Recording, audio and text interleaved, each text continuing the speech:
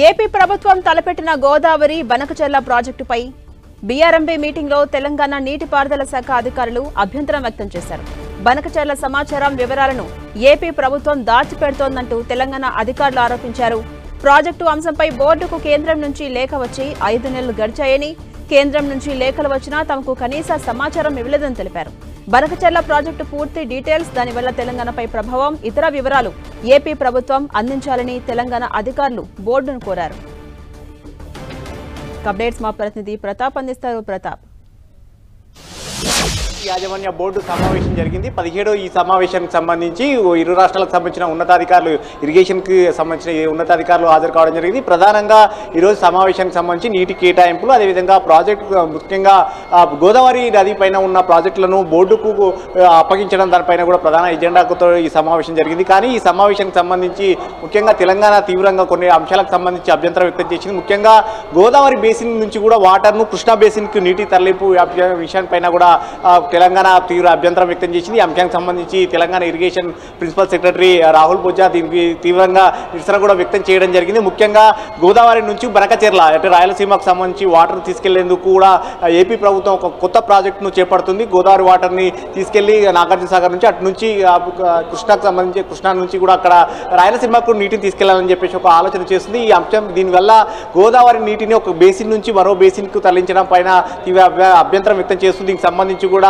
తెలంగాణ అధికారులు అభ్యంతరం వ్యక్తం చేశారు. ప్రధానంగా ఈ అంశానికి సంబంధించి తెలంగాణ ముంపుకు సంబంధించి కానీ తెలంగాణ పైన ఏ విధమైన ప్రభావం పడుతుందనే దానికి సంబంధించి ఈ ప్రాజెక్టు సంబంధించిన డిపిఆర్ డీటెయిల్స్, ప్రాజెక్ట్ రిపోర్ట్లు ఇవ్వాలంటూ కూడా తెలంగాణ డిమాండ్ చేసింది. అయితే తెలంగాణ చేసిన ఈ డిమాండ్కి సంబంధించి డిపిఆర్ ఇంకా పూర్తి స్థాయిలో కాలేదు, ఇది కేవలం ప్రతిపాదిత ప్రాజెక్టు మాత్రమే, ఇంకా పూర్తి స్థాయిలో కాలేదు, అయిన తర్వాత డీటెయిల్స్ ఇస్తామంటూ కూడా ఏపీ అధికారులు తోసిపుచ్చే ధోరణితో వ్యవహరించడం పైన కూడా తెలంగాణ అభ్యంతరం వ్యక్తం చేసింది. ముఖ్యంగా ఈ అంశానికి సంబంధించి గతంలో ఒక 5 నెలల క్రితమే ఈ అంశాన్ని ముందుకు తీసుకెళ్తున్నారు కాబట్టి ఈ పట్ల అంటే గోదావరి నీటిని బనకచెర్లకు తీసుకెళ్లడం అనేది రూల్స్కు భిన్నంగా అపెక్స్ కౌన్సిల్లో నిర్ణయం తీసుకోలేదు. ముఖ్యంగా దీనికి సంబంధించి ఇరు రాష్ట్రాల ప్రభుత్వాలకు సంబంధించి కానీ అంగీకారం తెలపాలి, ముఖ్యంగా కేంద్ర జలశక్తి ఆమోదం తెలపాల్సి ఉంటుంది. ఇవన్నీ కూడా లేకుండానే ముందుకెళ్తే ప్రయత్నం చేస్తుంది కాబట్టి దీనిపైన కూడా ఒక స్పష్టమైన డిపిఆర్ కూడా తమకు అందజేయాలంటూ కూడా తెలంగాణ అభ్యంతరం వ్యక్తం చేసి, అయితే ఈ అంశానికి సంబంధించి ఒకవైపు జరుగుతున్న నేపథ్యంలో మరోవైపు దీనికి సంబంధించి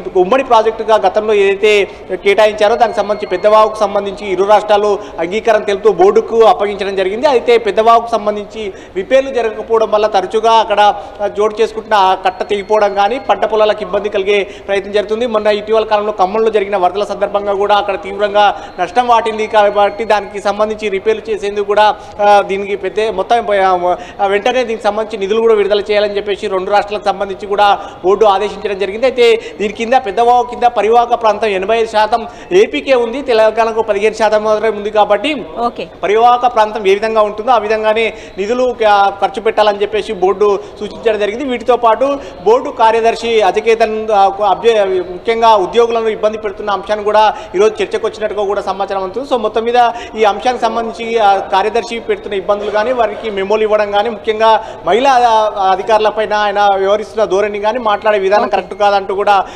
బోర్డు చైర్మన్ కూడా దృష్టి కూడా తీసుకెళ్ళడం జరిగింది. సో మొత్తం మీద ఈ అంశాలపైన ప్రధానంగా చర్చ చేయడం జరిగింది. ముఖ్యంగా బనకచెర్ల అంశానికి సంబంధించి కూడా తెలంగాణ అభ్యంతరం వ్యక్తం చేస్తూ ఈరోజు నిరసన వ్యక్తం చేయడం జరిగింది. Right, thank you Pratap.